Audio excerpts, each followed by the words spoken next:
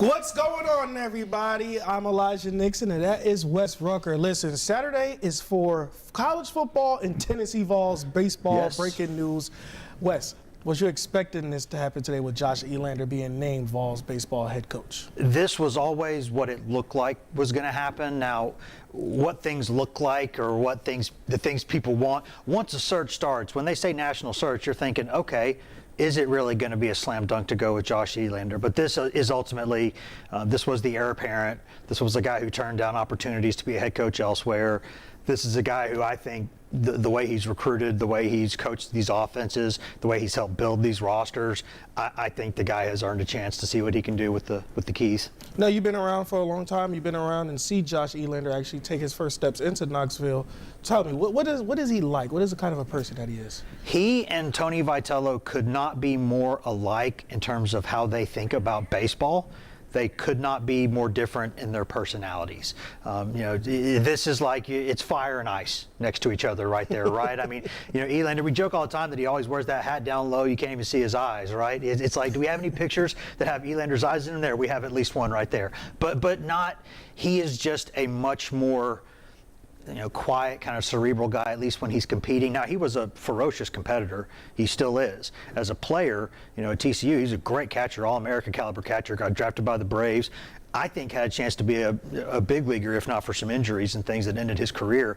But he is a very, very smart baseball guy. He is a very, very hard worker. He's every bit as responsible as Tony Vitello is for the way they've built these rosters. And he's sort of been the offensive coordinator for years, too. So you like the weight room stuff. You like the 105-mile-an-hour heaters. You like the 480-foot home runs.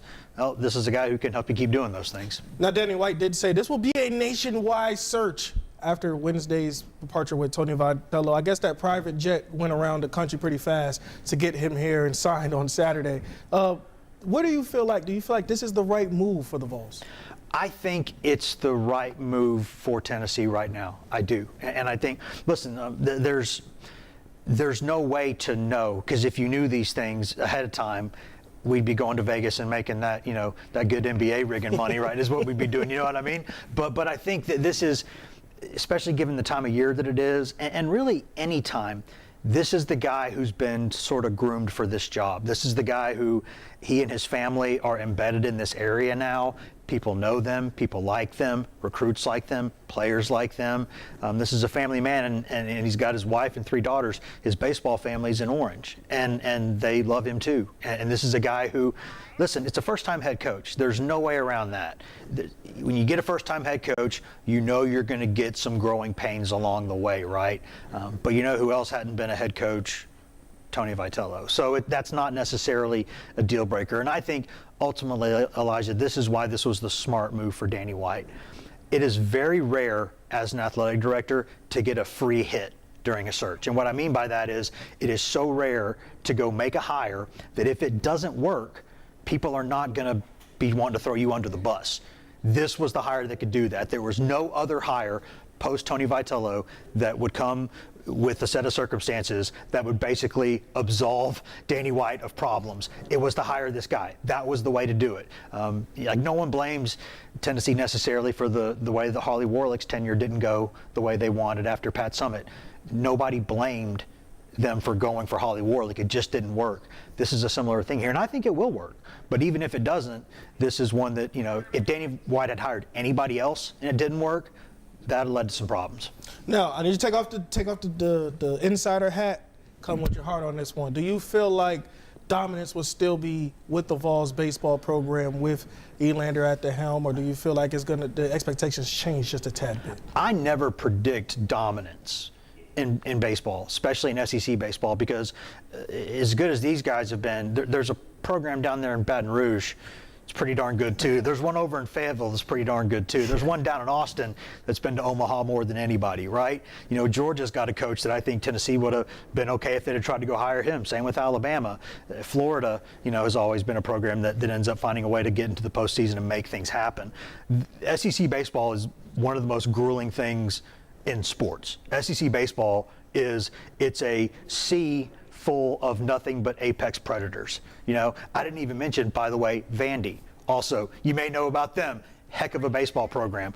I don't predict dominance, but I think this is one that keeps the roster together for Tennessee, keeps a lot of the recruiting class together, and that recruiting class Tennessee has that's coming in, not this one but the next one, is one of the best on paper that anybody's ever seen. So if they keep that class together, they keep this roster together, they keep this staff together, then I think they're in pretty good shape. Now, what do you know about his past history that can help him for his job? I know he's a first-year head coach, but he also played in the major leagues. He played in the college level. What do you feel like what his past life or past experiences can help him in this? Well, I think he was good enough to play in the majors. I think injuries just kept him from going there, but he was a minor league player there and was a good one and heck of a player. And I think I'm not one of these people who says that like a player turning into a coach has to be from a certain position, right?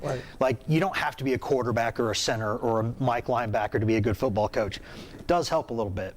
And I think being a catcher in baseball helps you a lot because catcher is the position where you most intimately know all the things you need to know to be a baseball coach. You're thinking every pitch. You touch the ball, unless the ball's put in play, you're touching it every pitch. You know pitchers because you've worked with them, and you've been in the box yourself as a hitter.